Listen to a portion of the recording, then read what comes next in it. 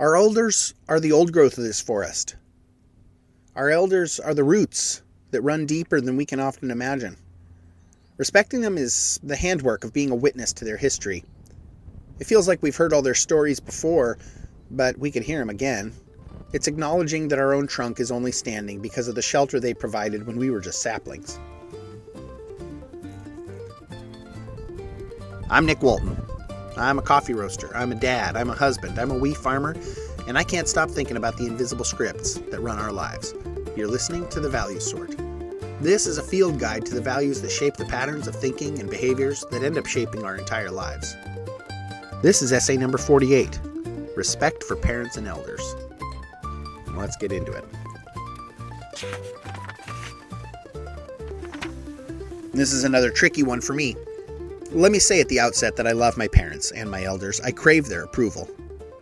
Less so now, it's true, in my 40s, but the craving is still fresh in my memory. I'll start this essay with another heavily paraphrased Bible story. Are you ready for this? Near the beginning of time, there came a great flood that killed every man, woman, and child, and beast of the land, and every bird of the sky, and presumably every saltwater creature in the sea. Everybody died except a man and his family and 2 of every animal in creation residing on a dubiously sized boat. After weeks afloat, landfall was made and the hard work of being fruitful and multiplying began. Noah apparently had brought vines aboard the craft, for after a while he became a farmer and he planted a vineyard and he promptly became a drunk. Classic Noah. His son Ham, in all probability pissed off at being named Ham, found his father passed out drunk and lying naked in his tent. He ran to his brothers, Shem and Japheth, and made light of his father's circumstances. Shem and Japheth did the honorable thing, going into the tent backwards so as not even to see their father's nakedness, and they covered him with a blankie so that he could sleep it off.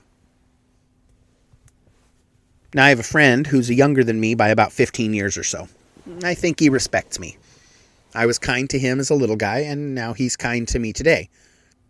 We were sitting around another fire, I love a good fire, some years ago, and I made the analogy of walking around a big stadium outer ring, you know, where the bathrooms and concessions are.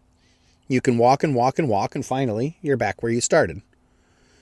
I said it was as though I was just walking barely ahead of him around that ring road. I could see the future, it's true. I could see further ahead than he could, and I had a little more time under my belt. But really just barely.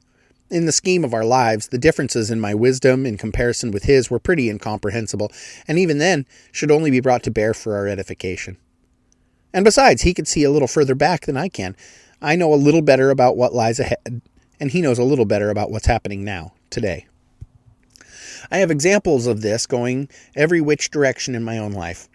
I certainly have examples of elders demanding their due respect. I also have my friend, my mentor, my coffee guy. Yes, it's the guy I took $250 off. He appears again.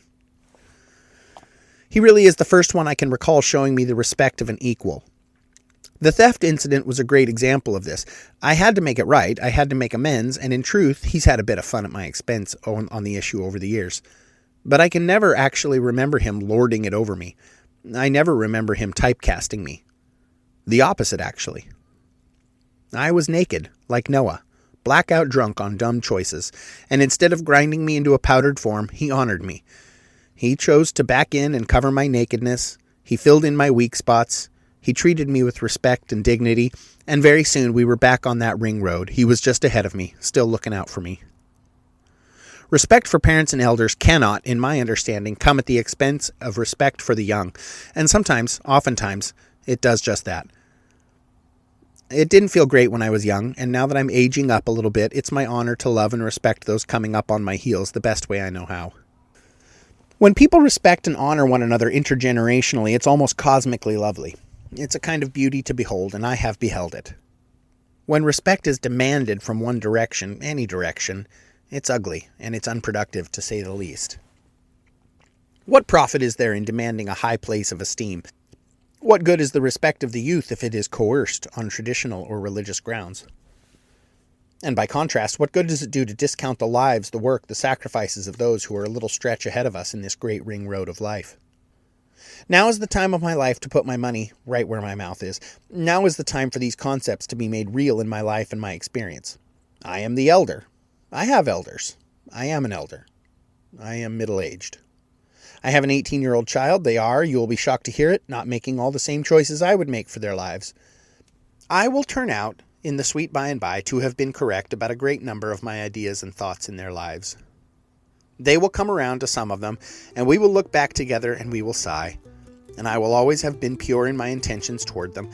That's my way as a dad. I will cover their nakedness, and I will fill their weak spots wherever I can, and I will not demand a power differential that does not need to exist. Because at the same time, the rubber meeting the road as it is, I must acknowledge that Father does not always know best.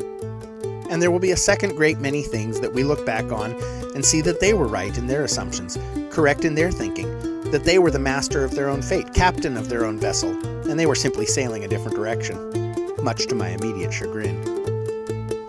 I want to harness this. I want to foster this belief in my life.